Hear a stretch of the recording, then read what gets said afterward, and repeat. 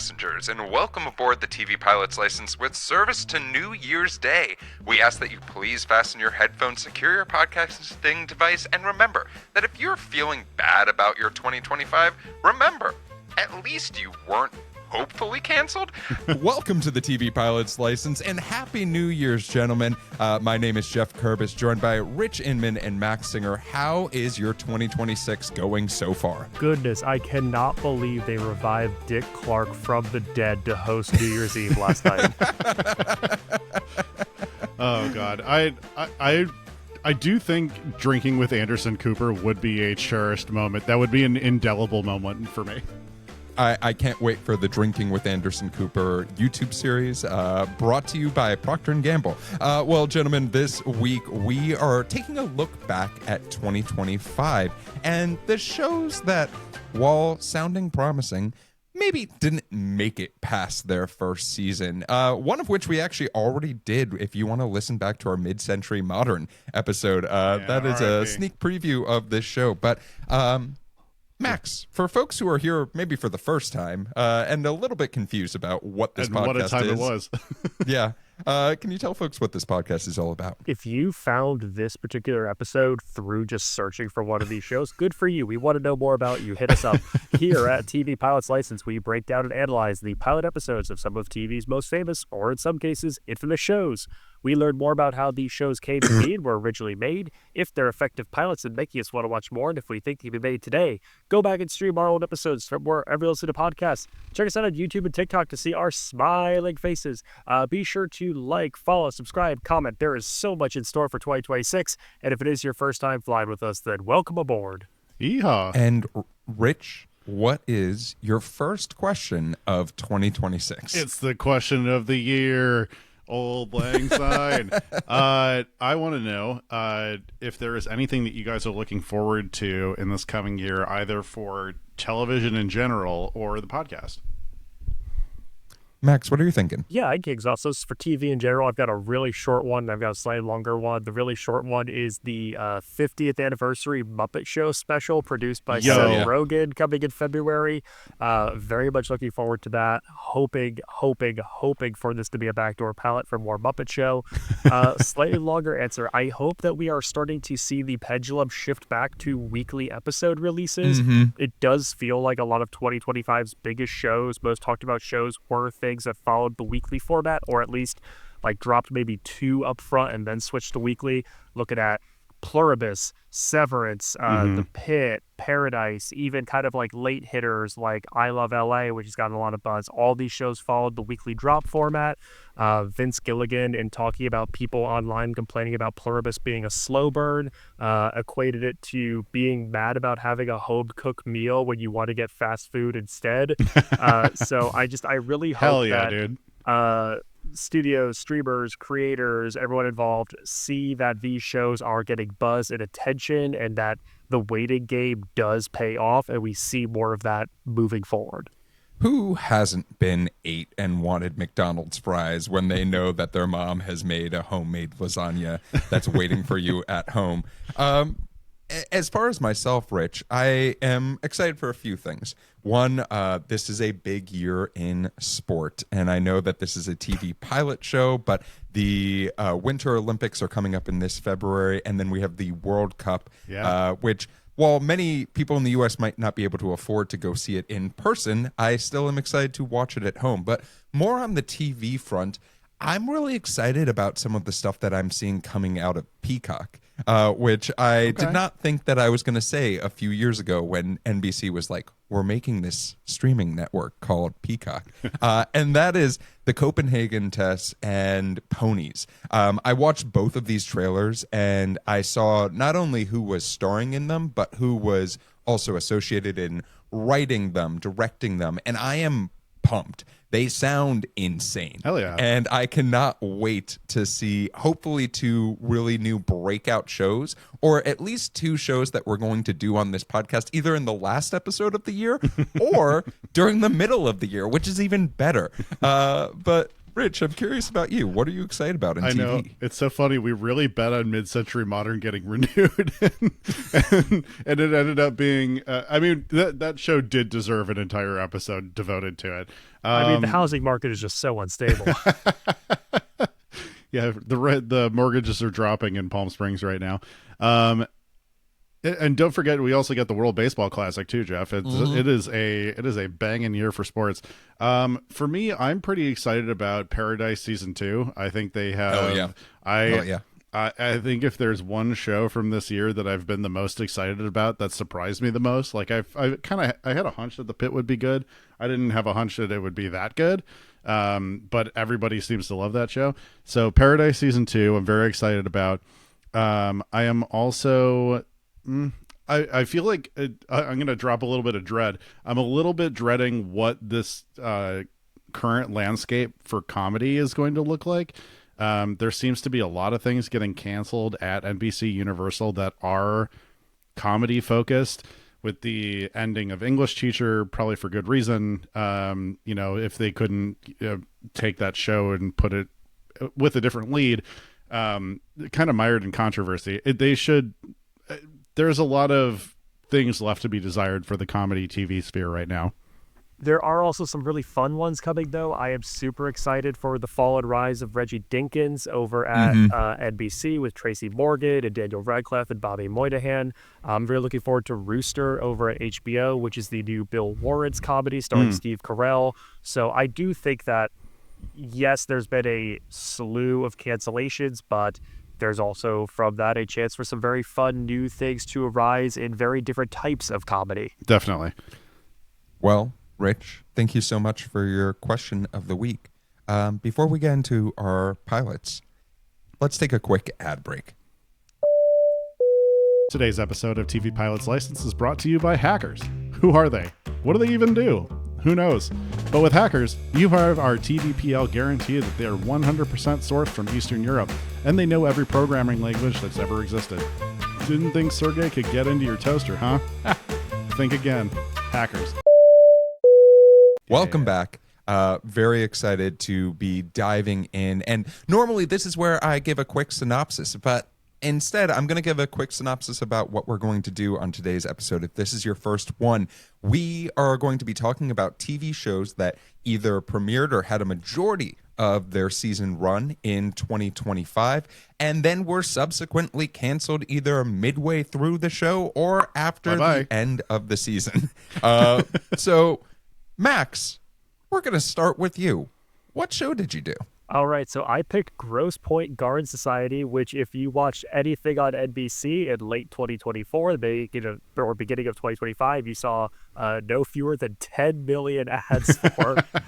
And this pilot, it did air on February 23rd of 2025 on NBC. It is created by Jenna Bands and Bill Krebs. Just super quick overview. Bands wrote for Desperate Housewives. It was a writer-producer on Grey's Anatomy and Scandal. She's the creator of Good Girls at NBC. Krebs was the co-showrunner with Bands on Good Girls and was a writer, producer, and story editor on Franklin and Bash, because it all comes back to Franklin and Bash. The Franklin and Bash extended universe. This is actually a pilot that had been in development at NBC since 2022, but didn't actually get its pilot order until 24 and aired in 25. So it was a because of the strike, long-awaited show at NBC. There are a lot of high hopes for it, especially given the clout of its creators. And essentially, this show follows a quartet in Grosse Pointe, Michigan, that are all members of a gardening club. And it takes place over 2 different timelines involving a murder. So with Grosse Pointe Garden Society, we opened with this scene in the woods of a body being buried. And we don't know who died or who's doing the burying. And then suddenly we flash to 6 months previously, and Anna Sophia Robb from Carrie Diaries is this young English teacher who has dreams of writing for the New Yorker, but she can't get anything published, so she's dealing with the worst high schoolers you've ever seen in suburban Michigan.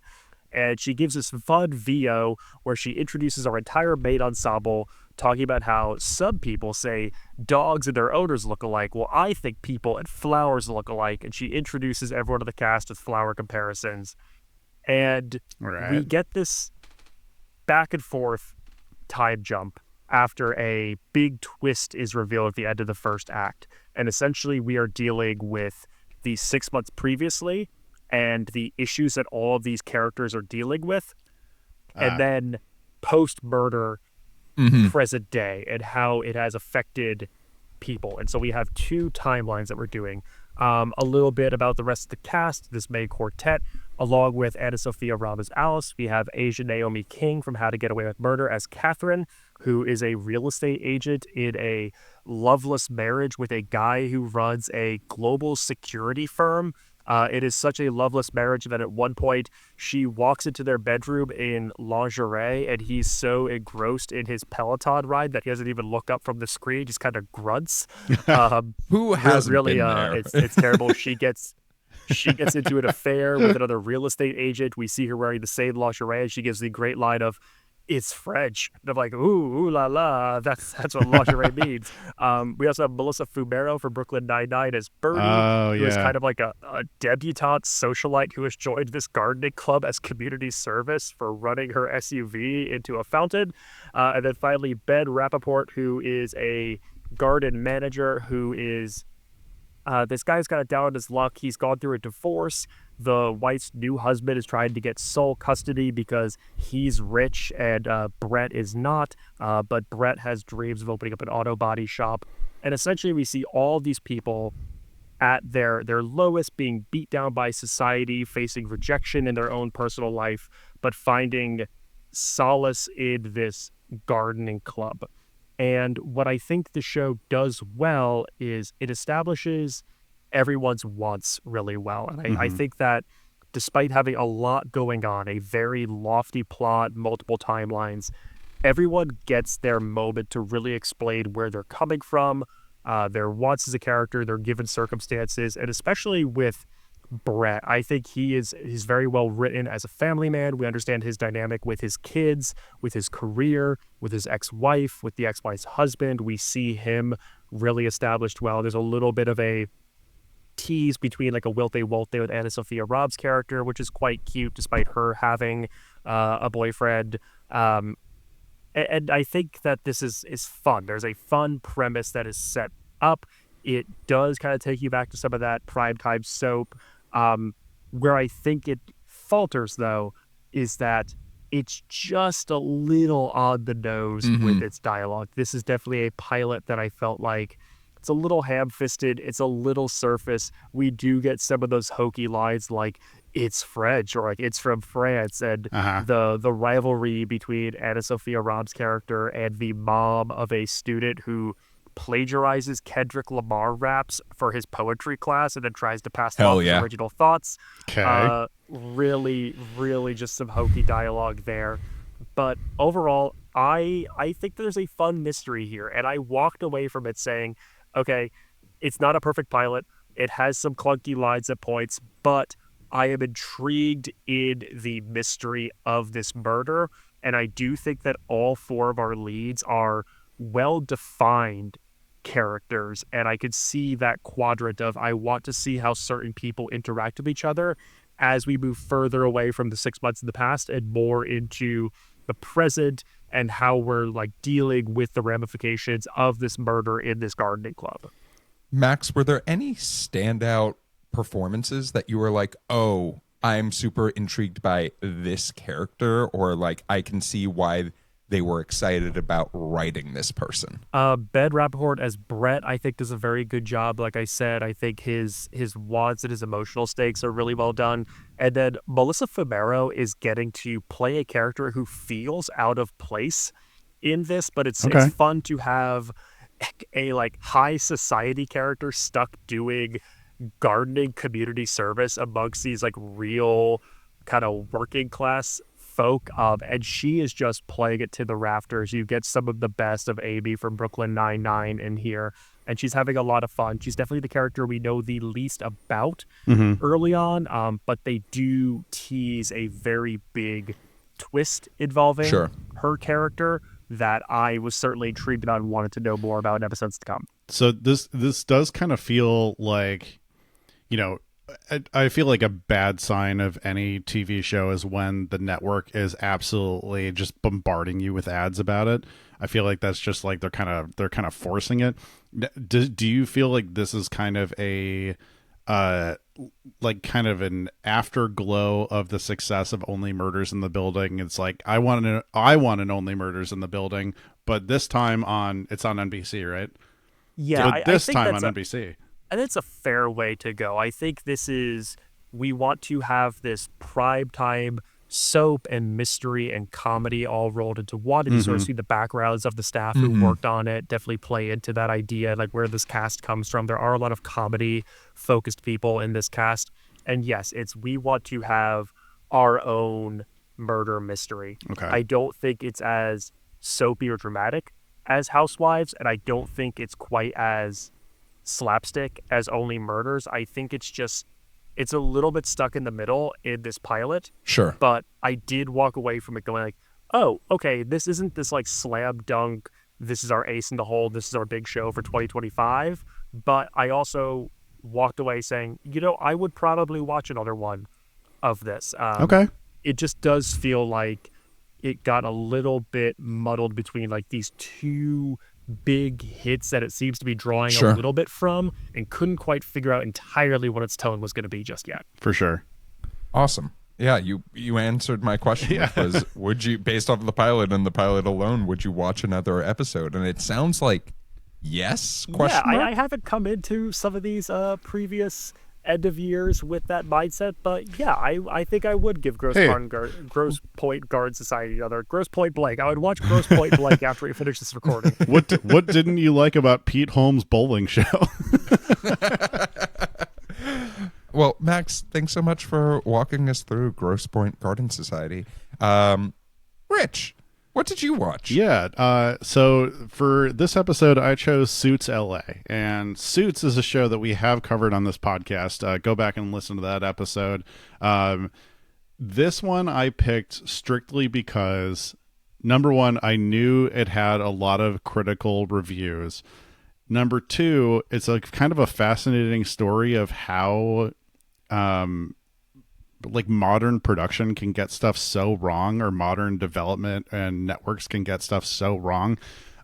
So Suits LA, I'm going to stay away from a lot of the plot points of this because the reason I wanted to do it. What is a plot? It kind of, do you guys remember the social media campaign for the movie Morbius, where everyone was like trying to force the movie to like stay open in theaters longer so it lost more money? This is basically kind of like the TV version of that. So what happened in 2023 is that Suits joined Netflix like midway through the year, like in May or June or something like that. Yeah. Even though that was only on Netflix for 6 months, it was the largest stream show on Netflix for the entirety of 2023. It had a whopping 57 billion minutes viewed of that show, which is absolutely insane. There's like, it was like, they compared the numbers to like Bluey. That's how good it did. That's how good it did. So there's a few things that happened that they kind of don't take into consideration. Number one was the Meghan Markle effect. She was in the news all the time because she and Prince Harry were leaving the royal family. That was like oh my God, we haven't been able to watch Suits anywhere. We got to see, a literal princess come, where she came from.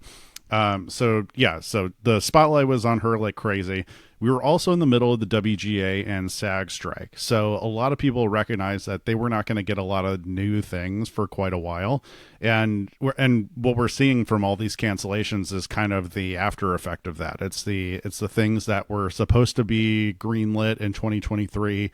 Maybe they got changed. Maybe they lost some star actors. Maybe they just some production schedules got mixed up. So what happens here is basically a lesson in IP management. What went wrong is that they swapped out all of the characters. It is so even as it's quote unquote a spinoff, and they can call it that because the character Harvey Specter appears later in the season, I am told. But I have looked up, he is not in the pilot. There is no connection to the regular Suits cast in the pilot.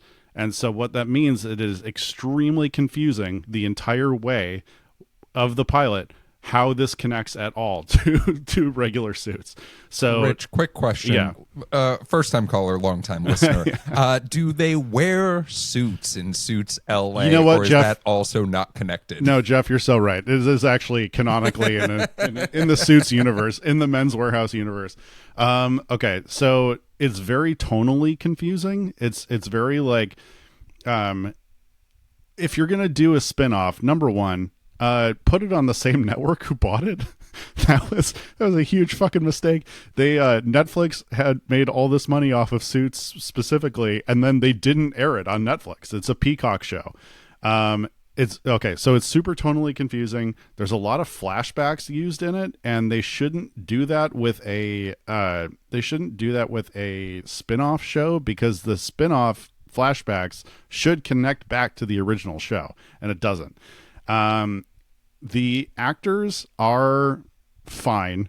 The main actor, the guy who plays Ted, is Stephen Amell? Yeah, Stephen Amell, who I'm sure Jeff would recognize from Arrow. Yes, Stephen I do. Amell is also a professional wrestler, like a former professional Yes, he wrestler. So he's got like a lot of like charisma to his acting, but it doesn't necessarily make the leap into compelling in this sense. The script is very fast in how problems arise and then also get solved. And also, the main plot point of this particular episode is that Ted's law firm is getting merged with another firm that is run by his ex. And I'm like, that is not... we're adults. Like, if you're talking about like multi-million-dollar, like potentially like hundreds of millions of dollars in mergers and acquisitions, no one cares about whether or not you dated the other like owner of the firm. So essentially what happens here is that you can see from the credits and the Wikipedia page, like kind of the recipe for what went wrong. Suits in its entirety, the original Suits, 134 episodes. It has 3 executive producers. This season of Suits LA has 9 executive producers. There are too many cooks in the kitchen, and there are Michelin star too many cooks in the kitchen. It is a crazy amount of network notes. You can tell it is still the same creator. It's still Aaron Korsh. I think that's how you pronounce his last name. But it's a lot of, number one, he kind of hasn't really done a whole lot outside of Suits. So this is like him pushing another universe onto this. It's kind of like watching a one-hit wonder band at a state fair right now. But okay, so yeah, there's no real connection to the original Suits. The firm is kind of confusing in the way it operates, in the sense that like it's a little bit like Franklin and Bash in the way that like they handle every type of case imaginable, but they're also technically an entertainment law. So there's also an element that there is a celebrity of the week in every single episode, and in this particular episode is John Amos. And John Amos, this was his last appearance on film before he passed away in 2024. He's delightful in it. He's himself. But Patton Oswalt has an episode. Brian Baumgartner has an episode. Like it's very interesting who they choose to spotlight in this. And I don't think they needed that, but like entertainment law in general is not exciting to write into a script. Max, I think you have a question. As themselves or as themselves, characters? As themselves. So, I don't know if I really need that. No, and I'll tell you right now, you don't. So basically, where this has a massive flaw, in addition to, I think they had made a huge mistake trying to connect this back to Suits. And what they should have done was try to write something brand new altogether. There's a lot of actors who are like best known for Suits LA. You know what I mean? This is like their big break show. And to be honest, if I'm like an up and coming like agent in Hollywood and someone's promising my client that they can get on a spinoff from the most popular Netflix series of 2023, hell yeah, I'm signing up for that. What do you got, Max? So, question for you, Rich. Obviously, with Suits, it was a show that had, its niche on USA for years. sure. It started the NBC Universal family. It goes supernova when Netflix acquires the rights, and NBC then decides to capitalize on it originally being a USA NBC Universal property. If this show goes into development, if you read this pilot as Hollywood law, and we don't say the word Suits on it, does that impact what you think about it, or are the flaws just like embedded in it? Like the Suits is just kind of like an icing on top. There's a lot of script issues with this. I think there is a way to write Hollywood law in a way that is exciting, in the sense that like you can make it. We're reinventing Entourage again. It all comes back to Entourage. Well, All comes back to that first episode of TVPO. Because in the first couple minutes, there is a moment where they're trying to get this like supposedly big Hollywood starlet to sign as a client, and they are like, "Oh, but we're not an agency; we're lawyers." It's like, and like. They make that distinction very clear in the first like couple minutes of the show, and then also kind of don't make any of the distinctions thereon. Like it is both. It's trying to be like a talent agency and a law firm at once, and it doesn't like fit well. And maybe that's how Hollywood works. I don't fucking know. But like for a casual viewer, it is pretty awful. The charm of Suits is that you get Michael James Ross, the character who's like the Wunderkind, and he's like, that is like the exciting part of Suits. It's not, you get a tete-a-tete. You get relationships. Exactly. It's their relationship together. It's the famous scene of him quoting from the legal book verbatim by memory to Harvey Specter. There is like, that is, you do not get this at all. You get trauma is kind of sprinkled in like a really weird like like there's like traumatic backstory. There's like an explosion in the cold open. There's like it's just very, very odd. And I don't know what they were thinking originally. Maybe the original script by Aaron Korsh was good, but with 9 executive producers, I know that they put, I mean, that script had to have been weighing 20 pounds with all those Post-it notes. So are you saying that he had some good ideas, but he was overruled? God damn it. I would not expect this to be Aaron Korsh's last show that he gets successfully pitched, but if he's going to do it again, he has to find something else. And I didn't realize this, there was actually a second this is now the second failed Suits spinoff. There is another show that also got like 1 season, and I'm trying to remember the name. 2 maybe, but I know which one. Oh, it's called Pearson. Yeah, so they got Pearson is about Gina Torres's character, and yeah, it lasted from from July 17th to October of the same year. Canceled after 1 season. So there's just a big whiteboard in an office in the NBC Universal lot that's like, what cities wear suits? But yeah, so this one really intrigued me, not in the sense that I actually wanted to watch the show, but I wanted to learn more about the backstory, because I am very intrigued about how people make really bad business decisions with some of these shows. It is very much like the morose autopsy of like, how did this get made and stuff like that. But yeah, to answer your upcoming questions, no, I'm not watching another minute of that. Well, I was also going to ask, Rich, is there anything that you liked about this pilot that maybe you wanted to give a little bit more shine to? The suits were nice. No, awesome. Great. We love a good tailor. It just kind of felt very formulaic, and I know that trying to make a different type of legal procedural show these days, I can't possibly be easy, because people do kind of want the same stuff recycled over and over and over again. There is not much that I could see being an upside on this. Yeah, not really. Awesome. Great. Max, do you have any other questions for Rich about Suits LA? I do not, Your Honor. Awesome. Oh, I will say actually I should add Stephen Amell or ML Steve Amell. Steve Amell. He does a competent job with his character. It is not Hell yeah. But it is very like this confidence feels entirely unearned. His All suit right. is nice. He's competent at his job. No further questions. All right. Well, Rich, thank you so much for walking us through Suits LA. I'm going to finish us off, and today we are going to be talking about 2025's prime TV series, Cruel Intentions. But before I can talk about Cruel Intentions, I have to talk about the 18th century novel known as Les Liaisons by Pierre de Los de Laclos. I am so sorry about that French pronunciation.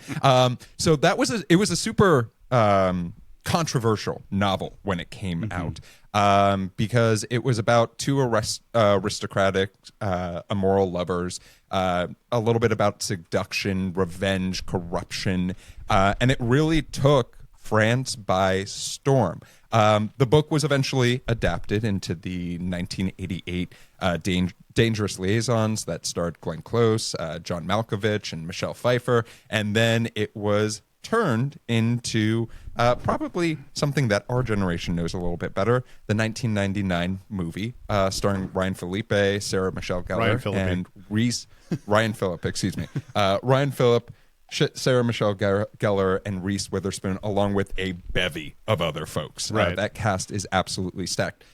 So like, Rich, what you were talking about, when something hits, people want more of it, and boy did Fox try, because they got the rights to make a TV show that was set to debut in the early 2000s, but it tested so poorly they decided, what if we just made that a direct-to-video movie, which was Cruel Intentions 2, which was the prequel to Cruel Intentions.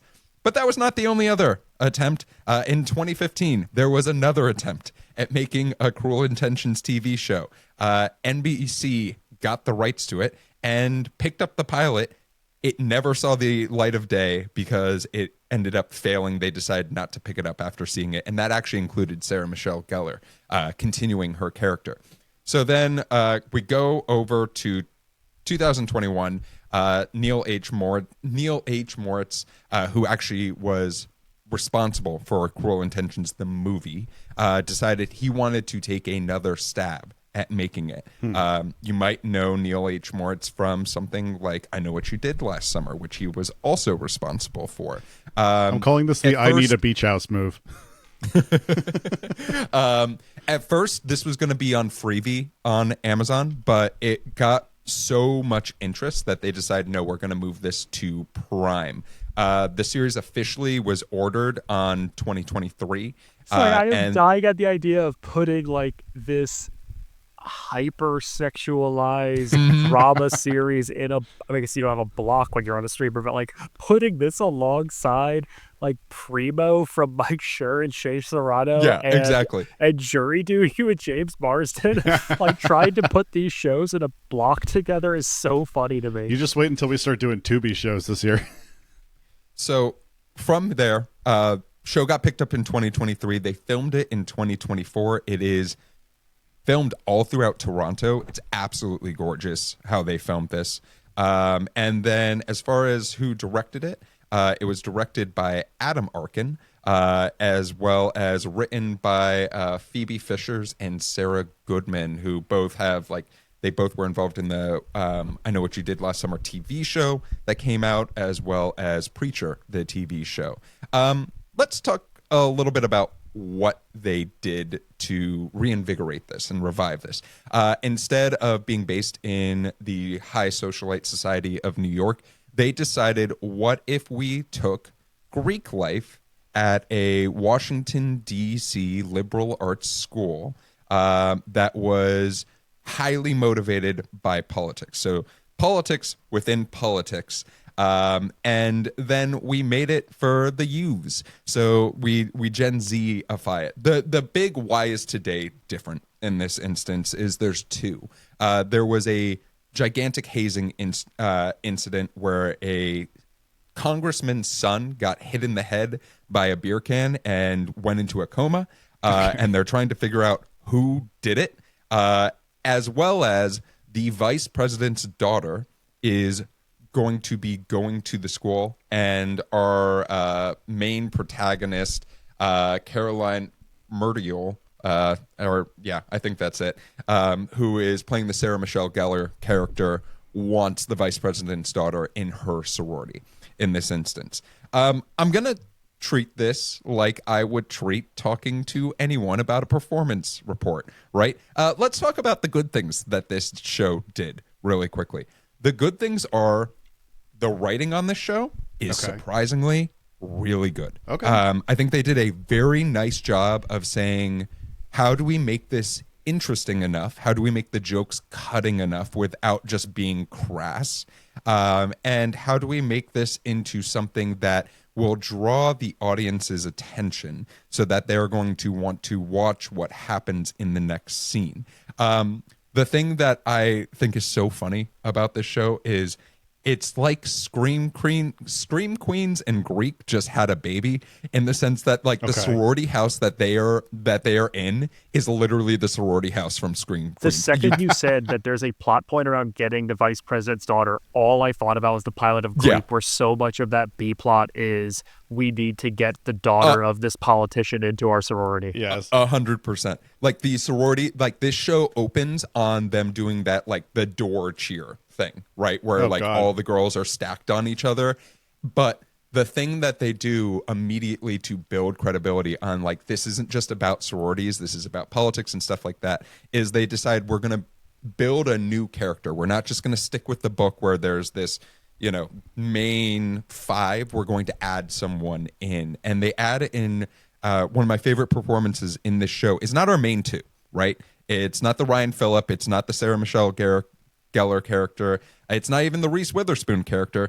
It's Sarah Silver, who plays CeCe Caraway, who is what I can only describe as a neurotic, statistic-obsessed human being, which, I don't know why I would love that. That sounds really fun and cool to be around. You should find your friend group should find a statistic-obsessed neurotic human to add in. But she kills the performance. It's one of these things where you see her, she has logic, but then in a moment there's just the light bulb of ADHD that pops in and you're like, perfect. I love everything about this. There are some other good performances in this as well. But I think that it does do a decent job of bringing you into the world of what is fraternity and sorority life. We talked about this on our Greek episode. When you are involved in that space, you think it is your world, right? And you think it is the most important thing. And they do a fantastic job of really raising the stakes of this is how critical everything that happens is in this space. Rich, it looks like both of you have a question. So before I get to the bad stuff, I want to get to that. What does this have to do with the Cruel Intentions movie? Because it doesn't sound like it's connecting to it at all. Great question. Well, there is the indecent proposal, right, that we're all familiar with. If you haven't watched Cruel Intentions, and it is like most people's YouPorn searches, which is stepbrother or stepsister porn, where there are these step siblings that both go to the school that have a very non-traditional relationship, is how I am going to put it. And which one of them gets stuck in the dryer? But the Caroline character proposes to Lucian that if he can get the vice president's daughter, Annie Grover, to commit to her sorority and pledge to her sorority that she will have sex with him for up to an hour and no less. For up to an hour. For up to an hour, which is said explicitly in this show. What a crazy detail. Now, I want to talk a little bit about the things that I think are bad about this show or could be revised. And the way I'm going to describe this is this show, the writing is like giving someone I'm going to go into an F1 reference and I apologize, giving someone a Red Bull car, right? Very difficult, highly technical. If you can drive it and you do it well, it's a dream. The actors and actresses, God bless them, who are in this show, some of them are Yuki Tsunoda driving that Red Bull, and they're going to just crash it into a wall. There are some performances on this show that are just atrocious, mixed with a lot of really well done ones, where you see the scenes that are well written, and you have two actors that are up to snuff and good, and you're like, oh, this is great. Like I could just sit here and watch this. All right. Like Scandal. When we watch Scandal, and you're like, oh, this is good. It's cutting. It's like there's a little bit of cheesiness in it. Like that's fine. But God damn it! Like there are some moments in this show where I'm just like, we hired people who look really good naked, probably, but don't know how to command a scene. The Lucian is this and like Caroline an influencer show? Is this like one of those shows that no, like people it's who not. got That's the wild thing. But Instagram it's followers? very similar to what you said, Rich. Though is this show is one that has a lot of people where this is the main thing on their IMDb, right? This is the big thing, and I think that what happened, and one of the things that you notice is, unlike the movie, which yes, I am going to instantly compare this to the movie. Just like you did with Suits, they are treating the two stars of this show as if they are very sacred and you don't want to see much of them, which is a mistake. If they're strong enough actors, you want to see them throughout the show. I got more of Sarah Silver's Cece character than I did of Caroline and Lucian throughout the entirety of the pilot. Oh, okay. But yeah, I think that it is a show that wants to be a lot of different shows. It wants to be Gossip Girl. It wants to be Scream Queens. It wants to be Greek. It wants to do all of those things, and it wants to use the valor of Cruel Intentions, this very, very popular movie, to be able to get it there. I think if this show was titled anything else, right? If we just called it High Stakes, patent pending. If we called this show High Stakes or The Bid, right? Then I think it would be good. But they really, really tried to make it double-edged sword of something existing else. IP. Yeah. What about? Do you guys sound intrigued by the pilot? What questions are coming to mind to you? So I do have a question, but before I get to it, Geoff, I could listen to you listing off like the call sheet to get to your favorite character, like for 30 minutes. Like my favorite person wasn't the Ryan Phillippe character. It wasn't the Sarah Michelle Gellar character. It wasn't the Selma Blair or the Reese Witherspoon. It wasn't even the Joshua Jackson, Tara Reid, or Christine Baranski character. Like I forgot just Tara listened to Reid you was go in down. Cruel Intentions. Jesus Christ, what a trip. So my question is, because we're going to talk about this in relation to the movie, to that IP. That movie is so well known specifically for its soundtrack.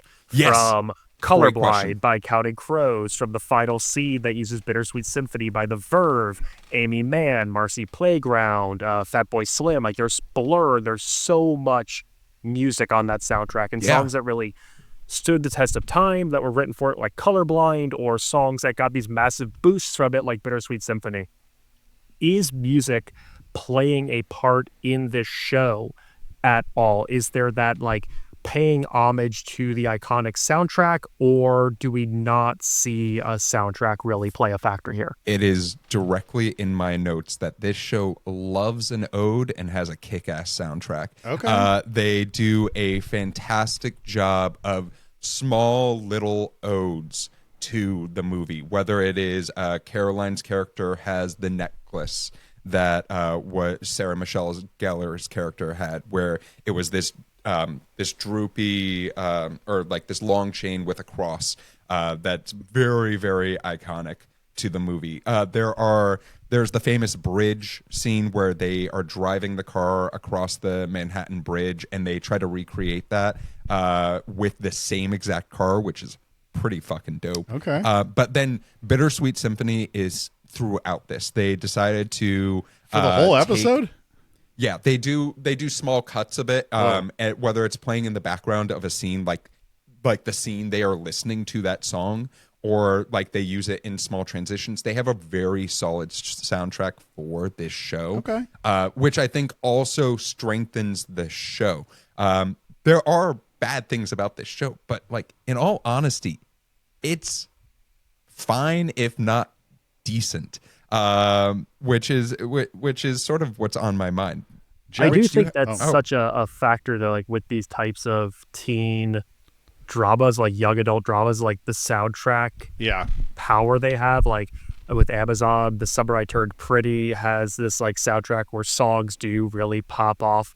Obviously, we're seeing right now there is a 15-plus-year-old indie song by a band called Wolf Parade that was featured in Heated Rivalry, which is now just gone like supernova in terms Right. of its streams. And yeah, I think that if these shows do one thing, whether or not the show's a hit or not, if you can get your song on its soundtrack, you will see it explode. And I know Richard Ashcroft finally got his royalties back for Bittersweet Symphony, so I hope he's seeing some checks from this one season show. Dog.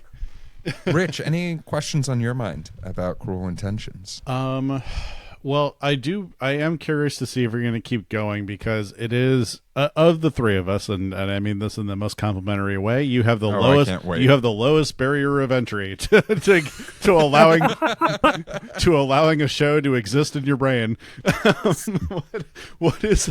Do you think? And actually, two questions now. Are you going to watch more of it? Number two, did you watch Cruel Intentions before the movie, before watching the show, just to like see what it's the comparison point to? Great questions. As far as would I watch the last time I watched Cruel Intentions was last year.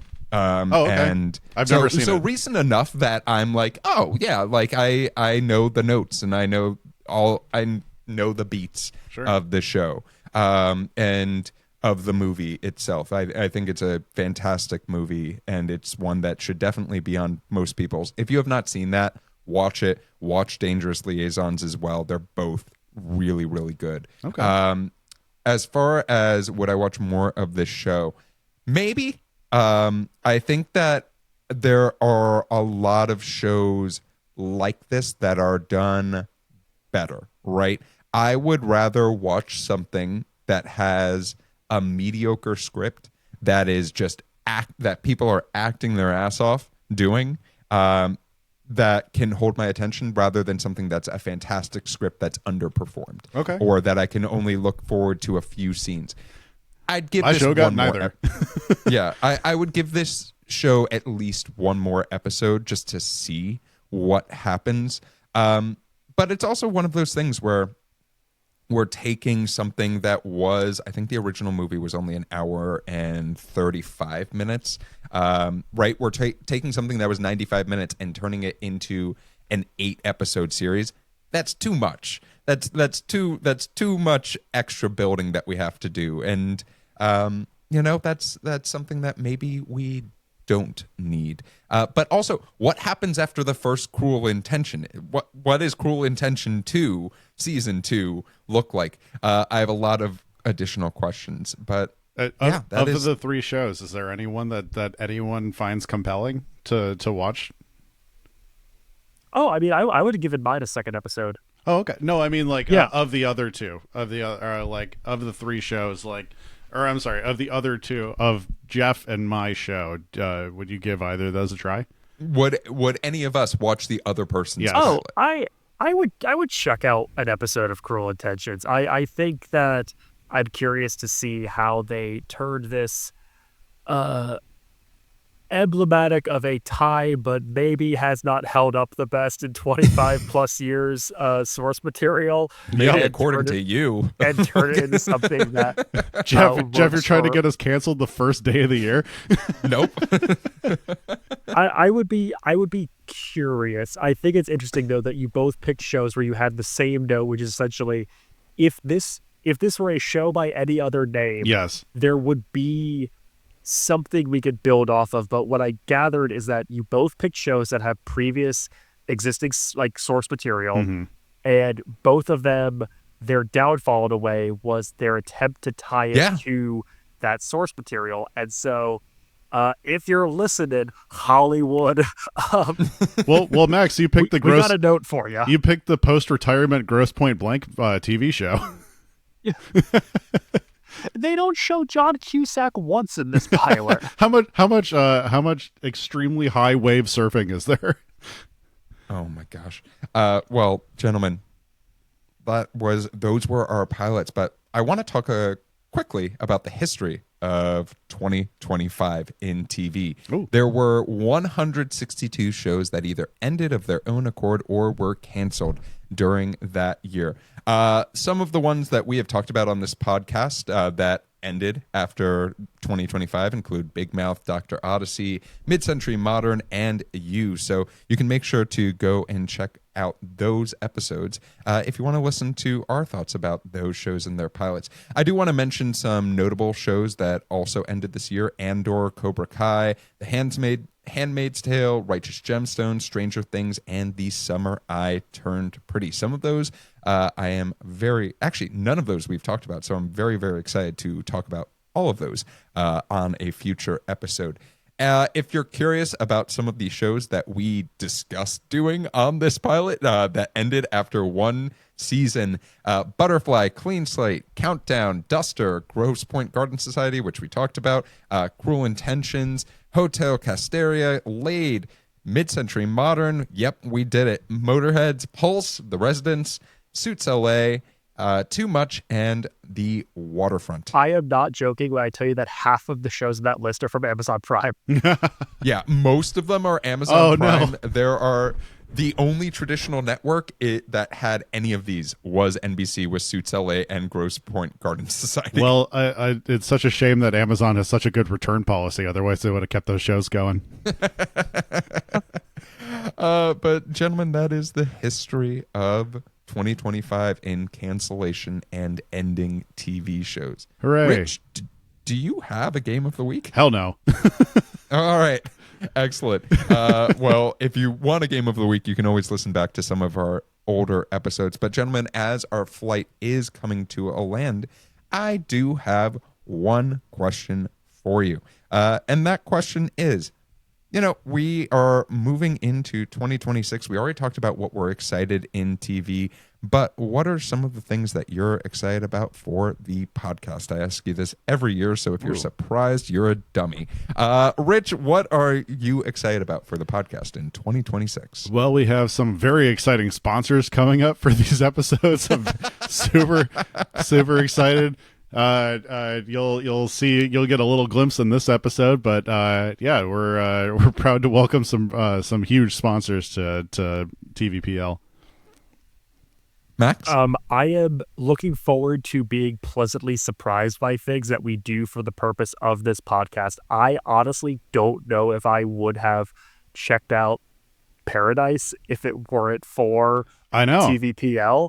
And it ended up being one of my favorite things of last year. It became an obsession point for all three of us for a large portion of this year. Damn right. And not only is it coming back in just over a month, it now has Shailene Woodley in it too. Oh. So I am waiting for the thing to come that catches me off guard and becomes one of my favorite things of the year that I would never have expected or wanted to watch on my own accord. I'm waiting for that moment, and we don't know what it's going to be. Very nice. Awesome. And for myself, I'm looking forward to more recording in person and potentially looking into other ways of making sure that we're speaking with you, the frequent flyers, and as well as new flyers to the show, whether that is in-person events, maybe a Patreon, who knows? We have a lot of fun ideas that will be coming out next year. But gentlemen, that is our flight. Before we go, I want to make sure that folks can find you wherever you want to be found. Rich, where can folks find you? You can find me watching every failed show on Amazon Prime. You can also find me on Instagram at Damn That's Rich. You can find original sketch comedy for Max and myself over on TikTok at Dadwagon Comedy. You can catch me trying to figure out what flowers Rich and Jeff look like, and on all things social media at Maxwell Sing. I look like a bird of paradise, and if you say anything else, you're hateful. Now, and as far as me, you can find me listing the cast of Cruel Intentions as I'm just walking around my house. You got Ryan Phillip, you got Sarah Michelle Gellar, but if you're trying to find me on social media, you can find me at Run Jeff Run. If you're trying to find the TV Pilot's License, you can find us anywhere you listen to podcasts. You can also watch our smiling faces on YouTube. Make sure to like, subscribe, leave a comment, share with your friends. In 2026, if you don't have a New Year's resolution, have it be, I'm going to share the TV podcast with at least 10 people and make sure that they find a podcast that I also hopefully enjoy. Jeff wakes up in a cold sweat in the middle of the night and just shouts, "Swoozy carts!" There is a prize if we get to a certain number of subscribers too. If we get to 250 subscribers, we are going to be releasing a very special episode that has been asked for. So make sure to share with your friends. You can also talk with us on Reddit. We have a subreddit for TV Pilots. Talk with each other. Talk shit. Yeah, exactly. Build a community. A lot of frequent flyers. Tell us all what together. flowers we look like. Yeah, exactly. Once again, it's birds of paradise. If you have a question for the podcast, maybe you have a suggestion for the next episode that you would like us to do, you can always submit those at tvpilotslicense.com or shoot us a text and leave us a voicemail at 213-290-1713.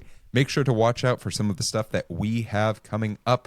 But with the plane landed and the seatbelt sign off, we look forward to flying the bright skies of the TV world with you again soon. Until next time, keep your eyes on the skies and your fingers on the dial. Da-da-da-da-da-da. Hey, it's Suits. Da-da-da-da. Sorry.